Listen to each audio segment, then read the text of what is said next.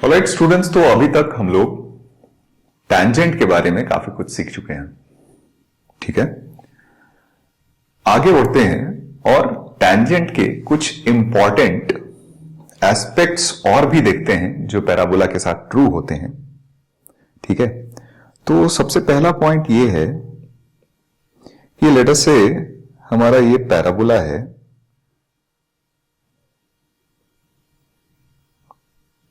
ठीक है, एक पैराबोला ड्रॉ कर लेते हैं। से this is our parabola.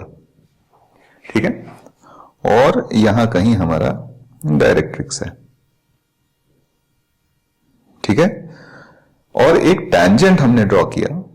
Late us से दिस इज द टैंजेंट। ठीक है, तो कॉन्सेप्ट ये कहता है कि अगर आप फोकस से टैंजेंट पे परपेंडिकुलर ड्रॉ करते हो, अगर आप फोकस से टैंजेंट पे परपेंडिकुलर ड्रॉ करते हो, तो ये परपेंडिकुलर टैंजेंट को हमेशा टैंजेंट एट वर्टेक्स पे इंटरसेक्ट करता है। यानी a perpendicular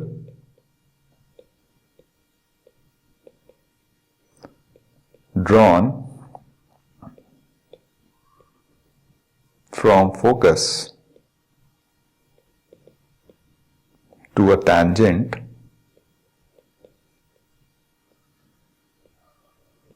intersects it at tangent at vertex। ठीक है, कुछ इंपॉर्टेंट पॉइंट्स हैं ये, हम अगर याद रखते हैं तो हमें अगेन क्वेश्चन करने में काफी आसानी मिलेगी। पहला पॉइंट ये हो गया। दूसरा पॉइंट, अगेन एक पैराबोला ड्रॉ करते हैं।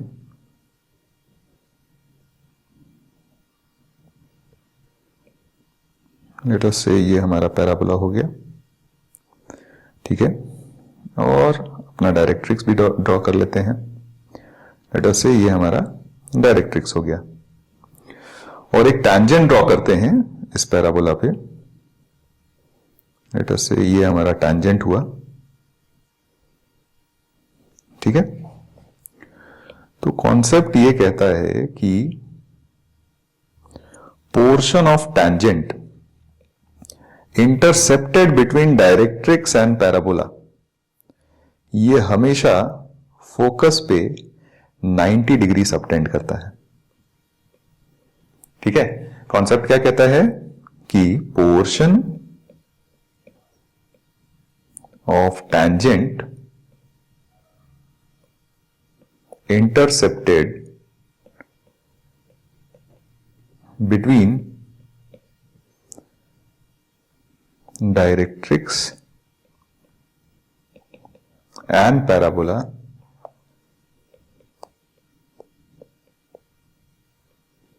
subtends 90 degree at focus. ठीक है, अच्छा, इन दोनों कॉन्सेप्ट को यूज करके एक और हम रिजल्ट लिख सकते हैं। और रिजल्ट क्या है कि देखिए, ये अगर हम लाइन जॉइन कर देते हैं तो this is nothing but focal radius. इसको हम लोग कहते हैं फोकल रेडियस। ठीक है, अब ये फोकल रेडियस को डायमीटर मानते हुए अगर हम सर्कल ड्रॉ करते हैं तो ये सर्कल जो होगा वो हमेशा टैंजेंट एट वर्टेक्स को टच करता है। ठीक है, ये फोकस जो होगा हमेशा टैंजेंट एट वर्टेक्स को टच करता है। ठीक है, तो यहां पे एक और पॉइंट हम ऐड कर सकते हैं कि circle drawn with focal radius as diameter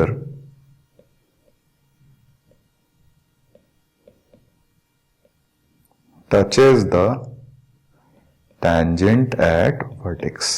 ठीक है, और सिमिलरली यहां पे भी हम ये कह सकते हैं कि ये जो portion intercepted between parabola and directrix है, इसको डायमीटर मानते हुए अगर एक सर्कल ड्रॉ करेंगे तो ये हमेशा एक्सिस को फोकस पे टच करता है। ये अगर सर्कल ड्रॉ करते हैं हम कुछ इस तरीके से, तो ये एक्सिस को हमेशा कहां पे टच करता है? फोकस पे। यानी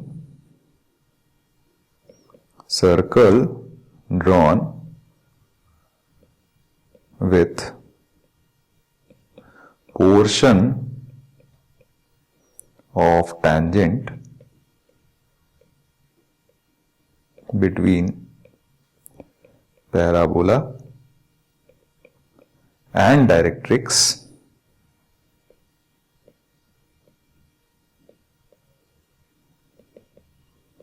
as diameter touches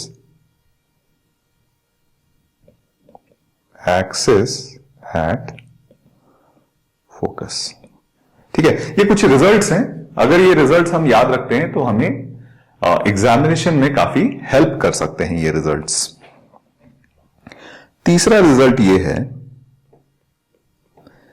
कि अगेन एक पैराबोला ड्रॉ कर लेते हैं। ठीक है, लेट अस से ये हमारा पैराबोला हो गया। ठीक है, फोकस से पास होता हुआ कोई भी अगर हम टैंजेंट ड्रॉ करें, ठीक है, फोकस से पास होता हुआ कोई भी अगर हम कॉर्ड ड्रॉ करें, फोकस से पास होता हुआ कोई भी अगर हम कॉर्ड ड्रॉ करें, तो इस कॉर्ड के एंड पॉइंट्स पे जो टैंजेंट्स बनेंगे, ठीक है, इस कॉर्ड के एंड पॉइंट्स पे जो टैंजेंट्स बनेंगे, लेट अस से ये हमारे टैंजेंट्स हो गए, ये हमेशा जो इंटरसेक्ट करेंगे, ठीक है, वो इंटरसेक्शन पॉइंट कहां पे होगा? डायरेक्ट्रिक्स पे होगा। और यही नहीं, ये टैंजेंट्स आपस में परपेंडिकुलर भी होंगे। ये टैंजेंट्स आपस में परपेंडिकुलर भी होंगे। क्यों? बड़ा सिंपल सा है। आपको याद होगा कि अगर ये पॉइंट T1 है और ये पॉइंट T2 है, तो ये पॉइंट ऑफ इंटरसेक्शन हमारा आता है A T1 T2, A T1 plus T2, है ना? तो हमें पता है कि अगर ये फोकल कॉर्ड है तो T1 इंटू T2 की तो वैल्यू -1 होती है। तो यानी ये जो वैल्यू हो जाएगी, यानी इसका x कोऑर्डिनेट हो जाएगा, वो -a हो जाएगा। यानी कहने का मतलब locus of the point of intersection of tangents at the ends of focal chord, वो लोकस हमारा x is equal to -a आएगा। और x is equal to -a और कुछ नहीं बल्कि हमारे डायरेक्ट्रिक्स का इक्वेशन होता है। ठीक है, और हमें पता है कि इस टैंजेंट का जो स्लोप होता है वो 1/T1 और इस टैंजेंट का जो स्लोप होता है वो 1/T2, और इन दोनों के स्लोप्स का अगर हम प्रोडक्ट देखें तो m1 into m2 is basically 1/T1 into T2, और ये भी वैल्यू कितनी हो जाएगी? -1। यानी स्लोप्स का प्रोडक्ट -1 है, तो टैंजेंट्स आपस में क्या हो जाएंगे? परपेंडिकुलर हो जाएंगे। यानी यहां पे रिजल्ट हम ये लिख सकते हैं कि tangents drawn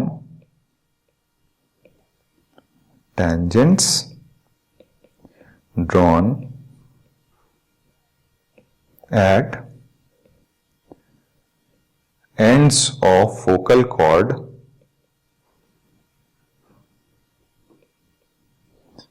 are always perpendicular and intersect each other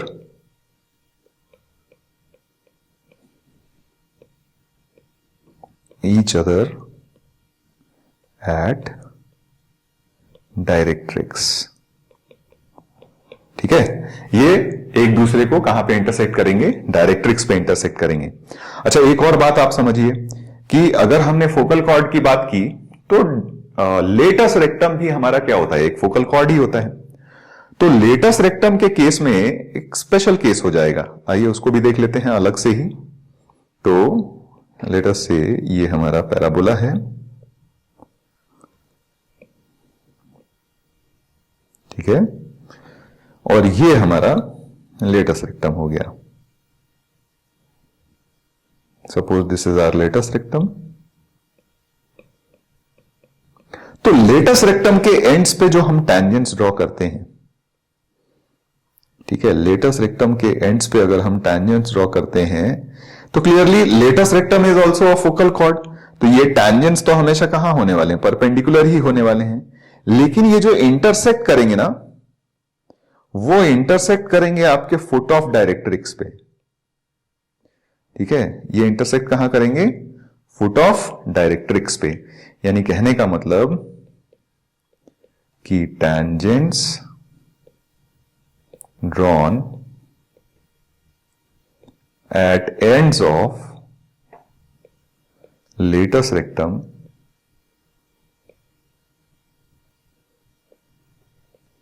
intersect each other, perpendicular तो होंगे ही, ठीक है, each other at foot of directrix। ठीक है, तो ये कुछ पॉइंट्स हैं टेंजेंट्स के बारे में जो हमें याद रखने चाहिए, और अगर हम इसको याद रखते हैं तो हमारे आगे क्वेश्चन सॉल्विंग में ये काफी हेल्प करेंगे। तो this is all about tangents to a parabola. अब बात करते हैं हम लोग पेयर ऑफ टेंजेंट्स की।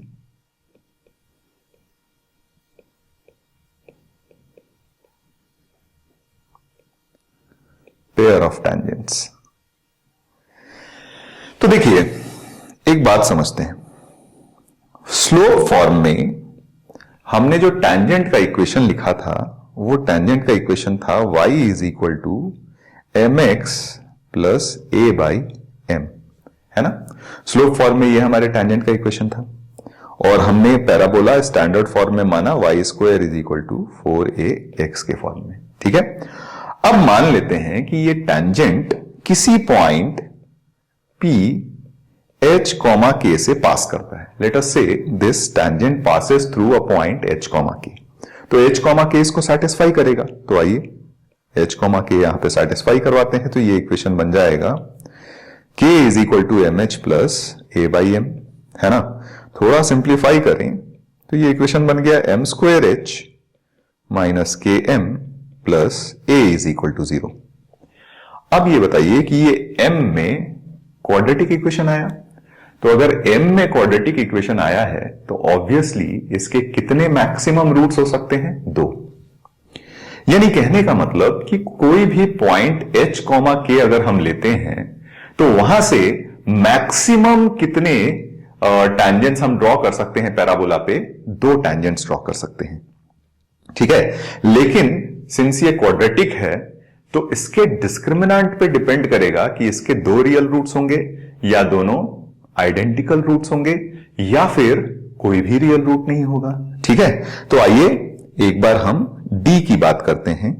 तो इसका अगर हम डिस्क्रिमिनेंट निकालते हैं तो b square that is k square minus 4ac that is minus 4ah। क्या ये देखा दिखाया एक्सप्रेशन दिख रहा है क्या?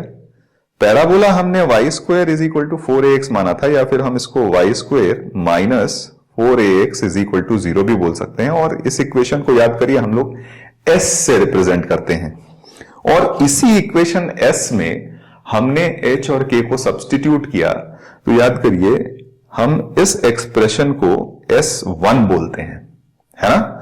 ये s1 को रिप्रेजेंट करता है, और s1 से हमने क्या देखा था, पोजीशन ऑफ अ पॉइंट देखा था कि अगर s1 इज इक्वल टू 0 हुआ तो पॉइंट हमारे पैराबोला पे लाई करता है, s1 अगर लेस देन 0 हुआ तो point inside the parabola lie करता है, और s1 अगर ग्रेटर देन 0 होता है तो point outside the parabola lie करता है ना। तो यहां पे अब d is equal to s1 आ चुका है, तो अगर d इज इक्वल टू 0 हुआ यानी कहने का मतलब S1 इज इक्वल टू 0 हुआ यानी पॉइंट पैराबोला के ऊपर लाई करता है, तो इस केस में हमारे पास वन टैंजेंट इज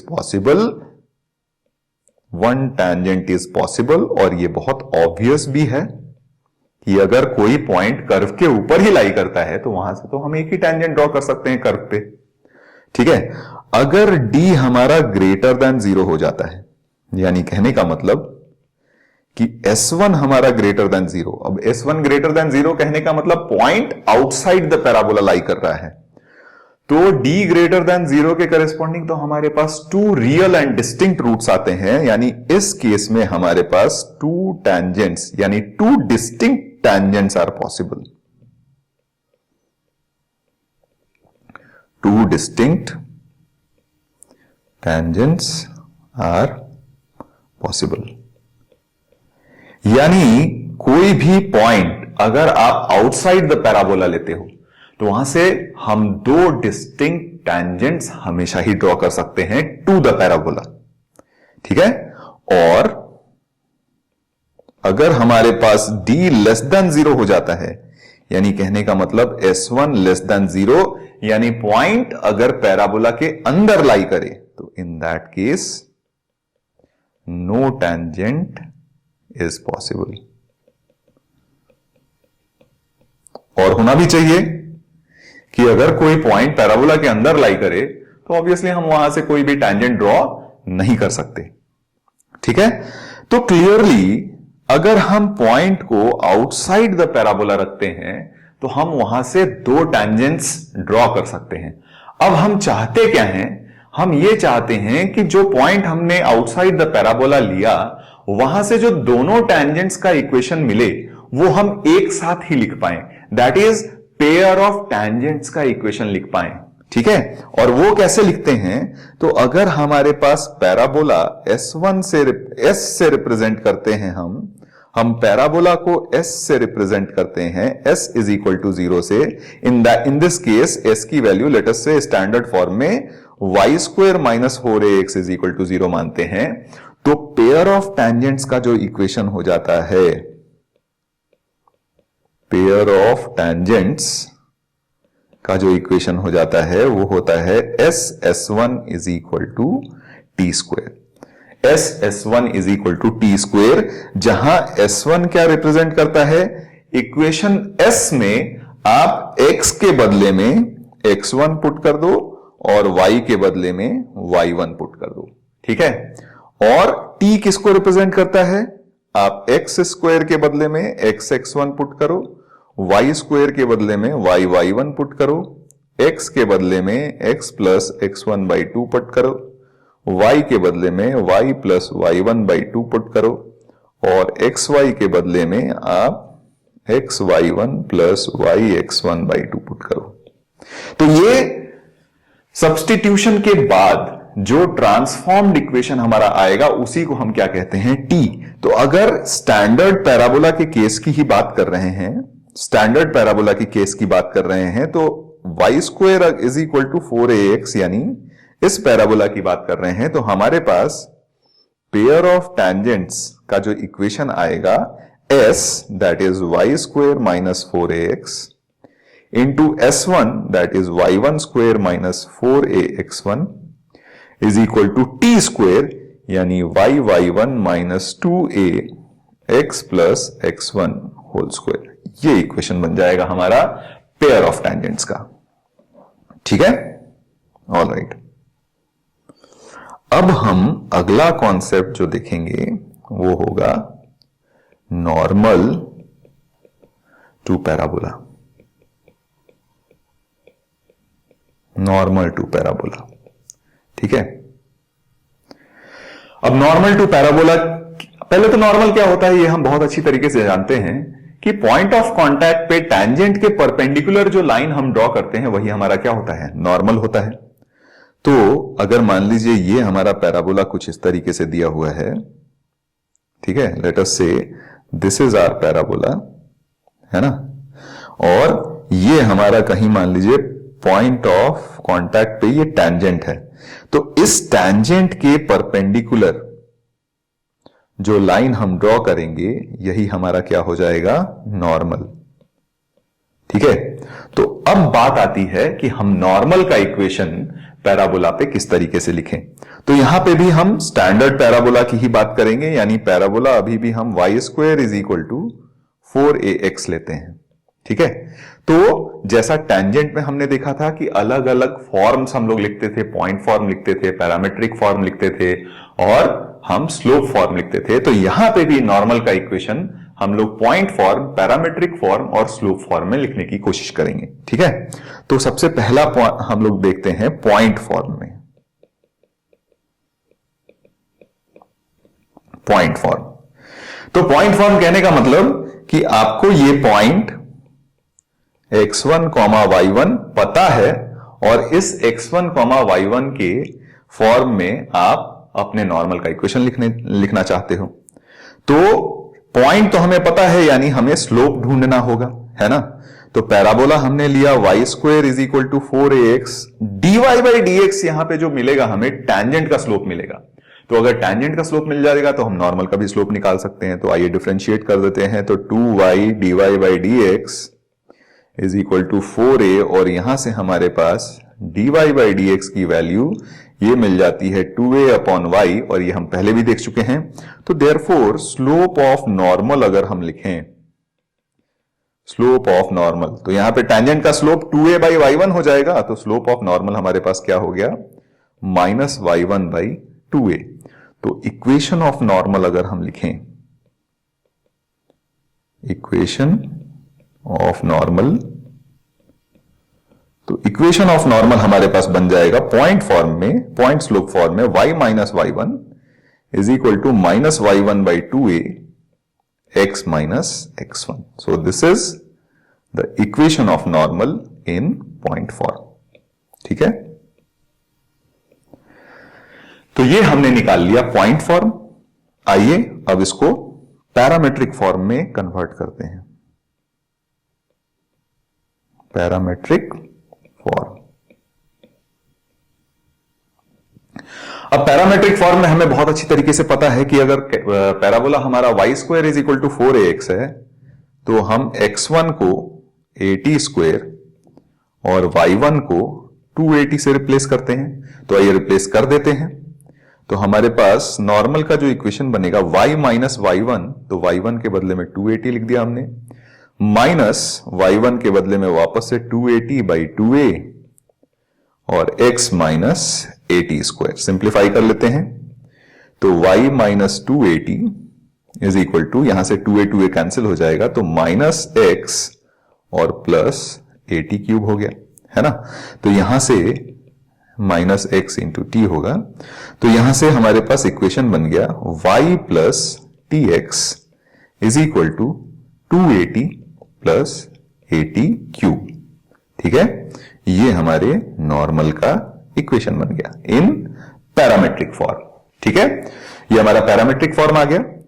तो अगर मान लीजिए दो नॉर्मल्स का पॉइंट ऑफ इंटरसेक्शन हमें निकालना हो, लेट अस से हमने एक नॉर्मल पॉइंट t1 पे ड्रॉ किया और दूसरा नॉर्मल हमने पॉइंट t2 पे ड्रॉ किया, तो आइए उनका पॉइंट ऑफ इंटरसेक्शन भी निकाल के देखते हैं। तो नॉर्मल एट t1 हमारे पास जो बनेगा वो y plus t1x is equal to 2at1 plus at1³ बनेगा, और नॉर्मल एट t2 ये हमारे पास बना y plus t2x is equal to 2at2 plus at2³। इन दोनों को सब्ट्रैक्ट करके हम सीधे सीधे x की वैल्यू निकाल लेते हैं। तो सब्ट्रैक्ट करेंगे y कैंसिल, तो ये बन जाएगा t1 minus t2 times x is equal to 2a times t1 minus t2 और plus a times t1³ minus t2³ होगा, तो इसको हम लिख सकते हैं t1 minus t2 into t1² plus t1 t2 and plus t2², है ना। अब t1 माइनस t2 को अगर हम कैंसिल आउट कर दें तो हमारे पास x कोऑर्डिनेट बड़े आसानी से मिल जाएगा हमें, that is 2a plus a times of t1² plus t1 t2 और प्लस t2²। अब x कोऑर्डिनेट निकल गया, तो y कोऑर्डिनेट निकालने के लिए हम लोग क्या करेंगे, इस x की वैल्यू को किसी एक इक्वेशन में पुट कर देते हैं। तो यहां से फर्स्ट इक्वेशन में ही अगर हमने पुट किया इसको, तो ये बन जाएगा y plus t1 times x which is 2a plus a t1² plus t1 t2 and plus t2² और is equal to 2at1 plus at1³। ठीक है, और यहां से y की वैल्यू आ गई, इन सबको उस तरफ लेते जाते हैं RHS में, तो ये बन जाएगा -2AT1 minus AT1 cube minus AT1 square T2 and minus AT1 T2 square plus 2AT1 and plus AT1 cube. ये दोनों टर्म्स हमारे क्या हो गए, कैंसिल आउट हो गए, यानी इन दोनों में से हम -T1 T2 कॉमन ले सकते हैं, इनफैक्ट A भी कॉमन ले सकते हैं, और अंदर में बच जाएगा हमारे पास T1 प्लस T2। यानी कहने का मतलब कि जो पॉइंट ऑफ इंटरसेक्शन आया, पॉइंट ऑफ इंटरसेक्शन वो हमारे पास हो जाएगा 2A plus A times of T1 square plus T1 T2 and plus T2 square comma minus A T1 T2 T1 plus T2। This is also something जो हमें याद रखनी चाहिए, क्योंकि कई बार इन सब का डायरेक्ट एप्लीकेशन आ जाता है क्वेश्चंस में। ठीक है, तो रादर देन कि हम क्वेश्चन करते समय इनको सॉल्व करके और फिर सिंप्लीफाई करें, अगर ये रिजल्ट्स हमें याद रहते हैं तो हमारे लिए काफी कन्वीनियंट हो जाता है सवाल करना। ठीक है, अच्छा एक और चीज देखते हैं हम लोग कि ये जो नॉर्मल का इक्वेशन हमें मिला, ये नॉर्मल का इक्वेशन मिला y plus tx is equal to 2at plus at cube. ठीक है, ये इक्वेशन मिला। लेट अस से कि ये नॉर्मल किसी पॉइंट p h k से पास करता है। ठीक है, तो अगर h k से पास करेगा तो h k क्या करेगा, इसको सेटिस्फाई करेगा। तो आइए सेटिस्फाई करवाते हैं। तो ये बन जाएगा k plus TH is equal to 2AT plus AT cube. अब अगर ध्यान से देखो आप, तो ये T में एक क्यूबिक इक्वेशन बना माइनस K। ठीक है, ये T में क्या बना, क्यूबिक इक्वेशन बना। अब क्यूबिक इक्वेशन है तो यहां पे maximum possible values of T क्या हो सकती हैं, 3 पॉसिबल वैल्यूज ऑफ T हो सकती हैं, T1 T2 और T3। यानी कहने का मतलब कि अगर कोई नॉर्मल, यानी अगर किसी पॉइंट से हम नॉर्मल ड्रॉ करते हैं तो उस पॉइंट से मैक्सिमम कितने नॉर्मल्स ड्रॉ कर सकते हैं, 3 नॉर्मल्स ड्रॉ कर सकते हैं हम पैराबोला पे। ठीक है, और अगर पैराबोला पे वो नॉर्मल्स 3 पॉइंट्स पे इंटरसेक्ट करेंगे तो उन पॉइंट्स का पैरामेट्रिक कोऑर्डिनेट जो बनेगा वो T1 T2 और T3 बनेगा। ठीक है, तो लेट अस से T1 के करस्पॉन्डिंग जो पॉइंट हमें मिल रहा है उसको हम P बोल रहे हैं, T2 के करस्पॉन्डिंग जो पॉइंट में हमें मिल रहा है वो Q बोल रहे हैं, और T3 के करस्पॉन्डिंग जो पॉइंट हमें मिल रहा है वो R कह रहे हैं। तो इन पॉइंट्स को एक स्पेशल नाम से हम जानते हैं, यहां पे P Q R are called conormal points. इनको हम लोग क्या बोलते हैं, को-नॉर्मल पॉइंट्स। अच्छा, इन को-नॉर्मल पॉइंट्स की एक बहुत ही खास बात है। क्या खास बात है, आप इस इक्वेशन से ही क्लियरली देख सकते हो। अच्छा, इस इक्वेशन में आप बताओ कि सम ऑफ रूट्स क्या होगा, T1 plus T2 plus T3, sum of roots क्या होगा, ये वैल्यू हो जाएगी 0, क्योंकि टी स्क्वायर का तो कोई कोएफिशिएंट ही नहीं है ना। T1 plus T2 plus T3 की वैल्यू अगर 0 हो गई, यानी कहने का मतलब कि हमारे पास 2AT1 plus 2AT2 plus 2AT3 भी क्या होगा, 0 होगा। यानी कहने का मतलब ये जो 2AT1 2AT2 और 2AT3 है, ये और कुछ नहीं बल्कि PQR के y कोऑर्डिनेट्स का सम है, यानी ये इनके ऑर्डिनेट्स का सम है। यानी यहां रिजल्ट ये बन गया कि sum of ordinates of conormal points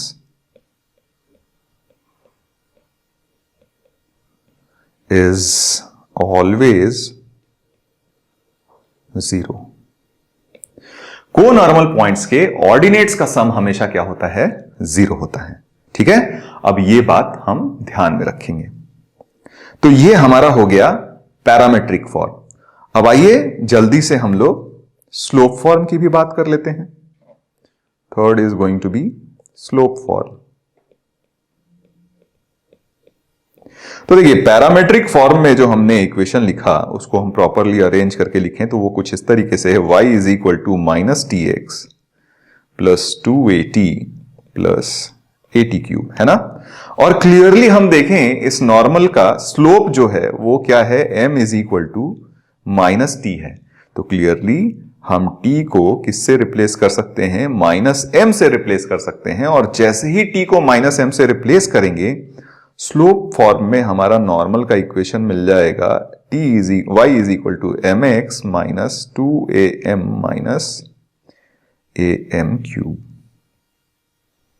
ठीक है, ये हमारा नॉर्मल का इक्वेशन मिल जाएगा। और क्लियरली यहां से भी अगर मान लीजिए किसी पॉइंट h, k से हम तीन नॉर्मल्स ड्रॉ करें तो वो तीनों नॉर्मल्स पैराबोला को किन पॉइंट्स पे इंटरसेक्ट करेंगे, यानी इनके करस्पॉन्डिंग जो पॉइंट P आएगा हमें, वो हम चाहते हैं अब m के फॉर्म में रिप्रेजेंट हो। तो हमने देखा कि t को बस किससे रिप्लेस कर देना है, माइनस m से। तो जो वहां पे t1 था उसको माइनस m1 से रिप्लेस कर देंगे, t2 था उसको माइनस m2 से, और t3 था उसको माइनस m3 से रिप्लेस कर देंगे। तो यानी यहां पे p हमारे पास जो पॉइंट बन जाएगा वो बनेगा am1 स्क्वेयर माइनस 2am1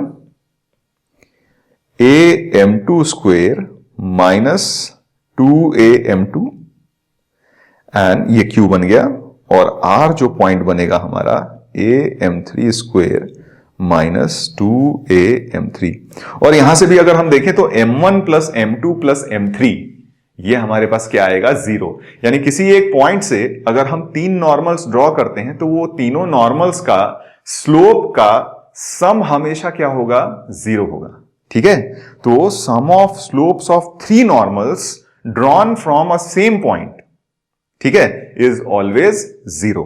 ठीक है, ये पॉइंट हम याद रखेंगे यहां पे। ठीक है, ओके। तो नॉर्मल्स से रिलेटेड जल्दी से कुछ रिजल्ट्स देख लेते हैं। ठीक है, नॉर्मल से रिलेटेड जल्दी से कुछ रिजल्ट्स देख लेते हैं। जैसे मान लीजिए हमारे पास एक सिचुएशन है। सिचुएशन ये है कि ये हमारा पैराबोला दिया हुआ है। ठीक है, लेट अस से दिस इज आवर पैराबोला। और किसी पॉइंट t1 पे लेट अस से हमने कोई नॉर्मल ड्रॉ किया। ठीक है, किसी पॉइंट t1 से हमने एक नॉर्मल ड्रॉ किया, लेट अस से ये हमारा नॉर्मल हुआ। और वो नॉर्मल वापस से पैराबोला को किसी पॉइंट q पे इंटरसेक्ट करता है जिसका पैरामेट्रिक कोऑर्डिनेट t2 है। ठीक है, तो इस पॉइंट को P मान लेते हैं। तो हम चाहते हैं कि ये t1 और t2 में रिलेशन फाइंड आउट करें। ठीक है, कैसे फाइंड आउट करेंगे, देखिए t1 पे नॉर्मल का अगर हमने इक्वेशन लिखा तो ये इक्वेशन हो जाएगा y plus t1x is equal to 2at1 plus at1 cube. ठीक है, अब इस नॉर्मल पे कौन सा पॉइंट लाई करता है, q लाई करता है, यानी q इस नॉर्मल को सेटिस्फाई करेगा। तो आइए q का कोऑर्डिनेट डाल देते हैं। तो ये बन जाएगा 2at2, y का वैल्यू क्या हो जाएगा 2at2 plus t1 times x, x का कोऑर्डिनेट है at2 square is equal to यहां से 2at1 प्लस at1 क्यूब। ठीक है, सिंप्लीफाई करते हैं जरा। तो इस सब को हम LHS में लेके आते हैं तो यहां से बन जाएगा 2a common t2 minus t1। ठीक है, और यहां से अगर हमने देखा तो प्लस t1 कॉमन ले लेते हैं। ठीक है, तो यहां से बन जाएगा, इनफैक्ट a भी कॉमन ले लेते हैं, a t1 कॉमन ले लेते हैं, ओवरऑल a t1 कॉमन ले लेंगे तो ये t2 square minus t1 square बनता है is equal to 0। t2 minus t1 एक कॉमन फैक्टर बन जाएगा, a भी बाहर निकाल लेते हैं। तो यहां पे हमारे पास बचा 2 plus t1 times t1 plus t2, है ना, ये इज इक्वल टू 0। अच्छा, clearly t1 is equal to t2 तो हो नहीं सकता क्योंकि t1 इस पॉइंट के करस्पॉन्डिंग है और t2 इस पॉइंट के करस्पॉन्डिंग है। तो क्लियरली ये वाली वैल्यू तो 0 के बराबर नहीं है। तो अगर इन दोनों का प्रोडक्ट 0 है तो ऑब्वियसली इस वाले क्वांटिटी की वैल्यू 0 होनी चाहिए, यानी हमारे पास 2 plus T1 times T1 plus T2 की वैल्यू 0 होगी। और यहां से अगर T2 की वैल्यू हम निकालें तो ये T2 की वैल्यू आ जाती है -T1 माइनस 2/T1। यानी कहने का मतलब ये हुआ कि अगर हमने किसी पॉइंट T1 पे नॉर्मल ड्रॉ किया और वो नॉर्मल पैराबोला को अगेन पॉइंट T2 पे कट करता है तो T2 की वैल्यू हम लोग क्या लिख सकते हैं, T2 की वैल्यू लिख सकते हैं -T1 माइनस 2/T1। इसको भी हम क्या करते हैं, याद रखते हैं। ठीक है। एक और इसी से रिलेटेड पॉइंट कि लेट अस से T1 पे हमने नॉर्मल ड्रॉ किया, उसने भी पैराबोला को T2 पे इंटरसेक्ट किया। और लेट अस से एक और, इसको मैं एक काम करता हूं T3 बोल देता हूं इस पॉइंट को फॉर द टाइम। चलिए अभी कंफ्यूज नहीं हो, इसको मैं फ्रेश डायग्राम में दिखा देता हूं। तो लेट अस से ये हमारा पैराबोला हुआ, suppose this is our parabola. हमने क्या किया कि एक पॉइंट T1 पे नॉर्मल ड्रॉ किया, एक पॉइंट T2 पे नॉर्मल ड्रॉ किया। ठीक है। और दोनों ही नॉर्मल जो है वो पैराबोला पे इंटरसेक्ट करता है एट पॉइंट T3। तो लेट अस से ये पॉइंट P है, ये Q है और ये R है। ठीक है। तो T1 पे नॉर्मल ड्रॉ किया, उसने भी पैराबोला को T2 पे इंटरसेक्ट किया, T3 पे इंटरसेक्ट किया। और T2 पे नॉर्मल ड्रॉ किया, उसने भी पैराबोला को T3 पे इंटरसेक्ट किया। तो अब हम ये T1, T2 और T3 के बीच में रिलेशन चाहते हैं। तो सबसे पहली बात कि T1 पे इंटरसेक्ट कर रहा है, T1 पे नॉर्मल है और T3 पे इंटरसेक्ट कर रहा है। तो सबसे पहला रिलेशन तो हम T3 के लिए ये लिख सकते हैं कि T3 is equal to -T1 minus 2/T1। Similarly T2 पे नॉर्मल ड्रॉ किया और वापस से पैराबोला को T3 पे इंटरसेक्ट कर रहा है, तो T3 के लिए एक और रिलेशन हो जाएगा, T3 is equal to -T2 minus 2/T2, है ना। तो इन दोनों इक्वेशन से इक्वेशन 1 और इक्वेशन 2 को अगर हम कंपेयर करें तो हमारे पास -T1 माइनस 2/T1 की वैल्यू -T2 और -2/T2 के बराबर हो जाएगी। सिंप्लीफाई करते हैं, सबको RHS में लेके आते हैं, तो ये बन जाएगा T2 minus T1 plus 2/T2 minus 2/T1 is equal to 0। फिर से T2 minus T1 common factor आ जाएगा और यहां पे बचेगा हमारा 1 plus in fact -2/T1 T2 is equal to 0। Clearly ये वैल्यू 0 होगी नहीं, तो किसको 0 होना पड़ेगा, इसको 0 होना पड़ेगा, क्योंकि फिर हमारे पास रिजल्ट आ जाएगा T1 into T2 is equal to 2। यानी कहने का मतलब कि अगर T1 पे हमने नॉर्मल ड्रॉ किया, पैराबोला को T3 पे इंटरसेक्ट करता है, T2 पे हमने नॉर्मल ड्रॉ किया, पैराबोला को अगेन T3 पे इंटरसेक्ट करता है। यानी कहने का मतलब कि दो पॉइंट्स पे अगर हमने पैराबोला पे नॉर्मल ड्रॉ किया और वो दोनों नॉर्मल फिर से पैराबोला पे एक ही पॉइंट पे इंटरसेक्ट करते हैं, तो वो दोनों पॉइंट्स जो हमने जहां पे नॉर्मल ड्रॉ किए थे उनके पैरामीटर्स का प्रोडक्ट की वैल्यू क्या होगी, 2 के बराबर होगी। ठीक है। अच्छा, T1 इंटू T2 की वैल्यू अगर 2 आ गई तो क्या हम T1 को 2/T2 लिख सकते हैं या फिर T2 को 2/T1 लिख सकते हैं। अब ये T2 2/T1 की वैल्यू को हम क्या करते हैं, इस इक्वेशन 1 में सब्स्टिट्यूट कर देते हैं। तो अगर इक्वेशन 1 में आप सब्स्टिट्यूट करोगे तो T3 is equal to -T1 minus T2 बन जाएगा। और यहां से आपके पास एक अच्छा रिलेशन और भी आ जाता है कि T1 plus T2 plus T3 की वैल्यू क्या हो जाएगी, 0 हो जाएगी। तो यहां से 3 रिजल्ट्स हमें याद रखने हैं। पहला रिजल्ट कि अगर T1 पे हमने नॉर्मल ड्रॉ किया, T2 पे इंटरसेक्ट करता है वापस पैराबोला पे, तो T2 is equal to -T1 minus 2/T1 हो जाता है। अगर T1 पे नॉर्मल ड्रॉ किया, T2 पे नॉर्मल ड्रॉ किया और वापस से पैराबोला पे ही T3 पे इंटरसेक्ट करते हैं दोनों नॉर्मल्स, तो हमारे पास सबसे पहला रिजल्ट तो ये हो जाता है कि T1 into T2 is equal to 2 हो जाएगा, और दूसरा रिजल्ट ये हो जाएगा कि T1 plus T2 plus T3 की वैल्यू क्या हो जाएगी, 0 हो जाएगी। तो ये कुछ रिजल्ट्स हैं नॉर्मल के, ये हमें याद रखने चाहिए। अगर हम याद रखेंगे तो अगेन हमारे लिए प्रॉब्लम सॉल्विंग में ये काफी हेल्प करते हैं।